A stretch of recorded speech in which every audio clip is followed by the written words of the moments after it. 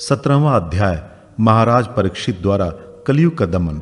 सूत जी कहते हैं, शौनक जी, वहां पहुंचकर राजा परीक्षित ने देखा कि एक राजवेशधारी शूद्र हाथ में डंडा लिए हुए है और गाय बैल के एक जोड़े को इस तरह पीटता जा रहा है जैसे उनका कोई स्वामी ना हो। वो कमल तंतु के समान श्वेत रंग का बैल एक पैर से खड़ा कांप रहा था तथा शूद्र की ताड़ना से पीड़ित और भयभीत होकर मूत्र त्याग कर रहा था। धर्मोपयोगी दूध, घी आदि हविष्य पदार्थों को देने वाली यह गाय भी बार बार शूद्र के पैरों के ठोकर खाकर अत्यंत दीन हो रही थी। एक तो वो स्वयं ही दुबली पतली थी, दूसरे उसका बछड़ा भी उसके पास नहीं था। उसे भूख लगी हुई थी और उसकी आंखों से आंसू बहते जा रहे थे। स्वर्ण जटित रथ पर चढ़े हुए राजा परीक्षित अपना धनुष चढ़ाकर मेघ के समान गंभीर वाणी से उसको ललकारा, अरे तू कौन है जो बलवान होकर भी मेरे राज्य के इन दुर्बल प्राणियों को बलपूर्वक मार रहा है? तूने नट की भांति वेश तो राजा का सा बना रखा है, परंतु कर्म से तू शूद्र जान पड़ता है। हमारे दादा अर्जुन के साथ भगवान श्री कृष्ण के परम धाम पधार जाने पर इस प्रकार निर्जन स्थान में निरपराधों पर प्रहार करने वाला तू अपराधी है, अतः वध के योग्य है। उन्होंने धर्म से पूछा, कमल नाल के समान आपका श्वेत वर्ण है, 3 पैर ना होने पर भी आप एक ही पैर से चलते फिरते हैं। ये देखकर मुझे बड़ा कष्ट होता है। बतलाइए, आप क्या बैल के रूप में कोई देवता हैं? अब ये भूमंडल कुरुवंशी नरुपतियों के बाहुबल से सुरक्षित है। इसमें आपके सिवा और किसी भी प्राणी की आंखों से शोक के आंसू बहते मैंने नहीं देखे। धेनु पुत्र, अब आप शोक ना करें, इस शूद्र से निर्भय हो जाएं। गौ माता, मैं दुष्टों को दंड देने वाला हूं। अब आप रोएं नहीं, आपका कल्याण हो। देवी, जिस राजा के राज्य में दुष्टों के उपद्रव से सारी प्रजा त्रस्त रहती है, उस मतवाले राजा की कीर्ति, आयु, ऐश्वर्य और परलोक नष्ट हो जाते हैं। राजाओं का परम धर्म यह है कि वे दुखियों का दुख दूर करें। यह महादुष्ट और प्राणियों को पीड़ित करने वाला है, अतः मैं अभी से मार डालूंगा। सुरभि नंदन, आप तो 4 पैर वाले जीव हैं, आपके 3 पैर किसने काट डाले? श्री कृष्ण के अनुयायी राजाओं के राज्य में कभी कोई भी आपकी तरह दुखी ना हो। वृषभ, आपका कल्याण हो। बताइए, आप जैसे निरपराध साधुओं का अंग भंग करके किस दुष्ट ने पांडवों की कीर्ति में कलंक लगाया है? जो किसी निरपराध प्राणी को सताता है, उसे चाहे वो कहीं भी रहे, मेरा भय अवश्य होगा। दुष्टों का दमन करने से साधुओं का कल्याण ही होता है। जो उदंड व्यक्ति निरपराध प्राणियों को दुख देता है, वो चाहे साक्षात देवता ही क्यों ना हो, मैं उसकी बाजूबंद से विभूषित भुजा को काट डालूंगा। बिना आपत्ति काल के मर्यादा का उल्लंघन करने वालों को शास्त्रानुसार दंड देते हुए अपने धर्म में स्थित लोगों का पालन करना राजाओं का परम धर्म है। धर्म ने कहा, राजन, आप महाराज पांडु के वंशज हैं। आपका इस प्रकार दुखियों को आश्वासन देना आपके योग्य ही है, क्योंकि आपके पूर्वजों के श्रेष्ठ गुणों ने भगवान श्री कृष्ण को उनका सारथी और दूत आदि बना दिया था। नरेंद्र, शास्त्रों के विभिन्न वचनों से मोहित होने के कारण हम उस पुरुष को नहीं जानते जिससे क्लेशों के कारण उत्पन्न होते हैं। जो लोग किसी भी प्रकार के द्वैत को स्वीकार नहीं करते, वे अपने आप को ही अपने दुख का कारण बतलाते हैं। कोई प्रारब्ध को कारण बतलाते हैं तो कोई कर्म को, कुछ लोग स्वभाव को तो कुछ लोग ईश्वर को दुख का कारण मानते हैं। किन्हीं किन्हीं का ऐसा ही निश्चय है कि दुख का कारण ना तो तर्क के द्वारा जाना जा सकता है और ना वाणी के द्वारा बतलाया जा सकता है।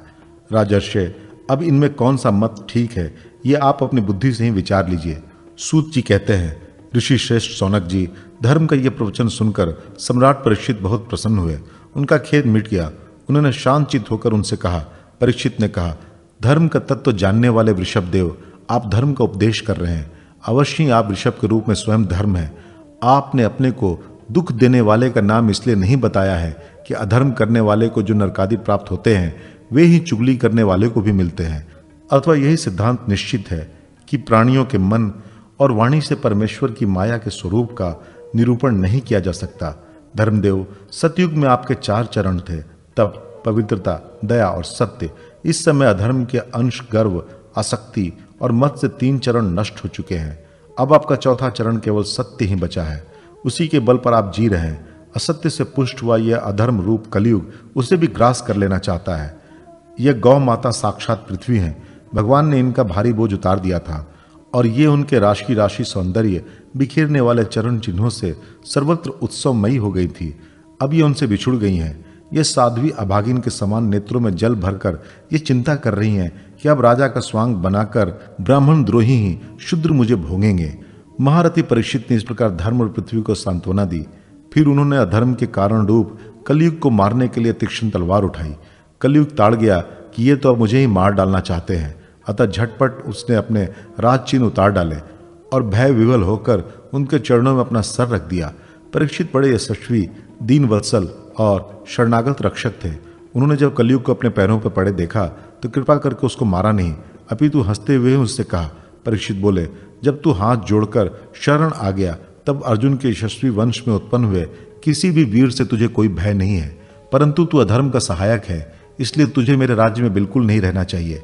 तेरे राजाओं के शरीर में रहने से ही लोभ, झूठ, चोरी, दुष्टता, स्वधर्म त्याग, दरिद्रता, कपट, कलह, दंभ और दूसरे पापों की बढ़ती हो रही है। अतः धर्म के साथ ही इस ब्रह्माव्रत में तू एक क्षण के लिए भी नहीं ठहरना, क्योंकि यह धर्म और सत्य का निवास स्थान है। इस क्षेत्र में यज्ञ विधि के जानने वाले महात्मा यज्ञों के द्वारा यज्ञ पुरुष भगवान की आराधना करते रहते हैं। इस देश में भगवान श्री हरि यज्ञों के रूप में निवास करते हैं।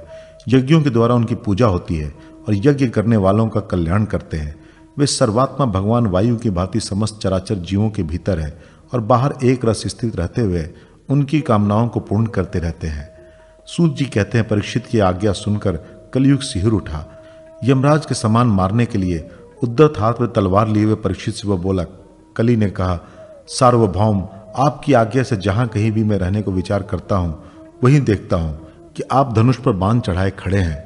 धार्मिक शिरोमणे, आप मुझे वह स्थान बतलाइए जहां मैं आपकी आज्ञा का पालन करता हुआ स्थिर रह सकूं। सूत जी कहते हैं, कलयुग की प्रार्थना स्वीकार करके राजा परीक्षित उसे 4 स्थान दिए। दूत, मद्यपान, स्त्री संग और हिंसा। इन स्थानों में क्रमशः असत्य, मद, आसक्ति और निर्दयता, ये 4 प्रकार का धर्म निवास करते हैं। उसने और भी स्थान मांगे, तब समर्थ परीक्षित ने उसे रहने के लिए एक और स्थान, सुवर्ण, धन दिया। इस प्रकार कलयुग के 5 स्थान हो गए: झूठ, मद, काम, वैर और रजोगुण।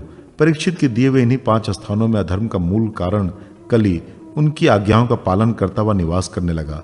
इसलिए आत्म कल्याणकामी पुरुष को इन 5 स्थानों का सेवन कभी नहीं करना चाहिए। धार्मिक राजा, प्रजावर्ग के लौकिक नेता और धर्मोपदेष्टा गुरुओं को तो बड़ी सावधानी से इनका त्याग करना चाहिए। राजा परीक्षित ने इसके बाद वृषभ रूप धर्म के 3 चरण तपस्या, शौच तथा दया जोड़ दिए और आश्वासन देकर पृथ्वी का संवर्धन किया।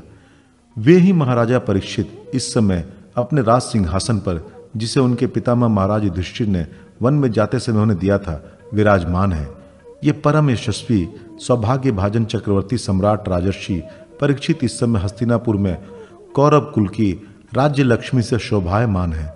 अभिमन्यु नंदन राजा परीक्षित वास्तव में ऐसे ही प्रभावशाली हैं जिनके शासन काल में आप लोग इस दीर्घकालीन यज्ञ के लिए दीक्षित हुए हैं।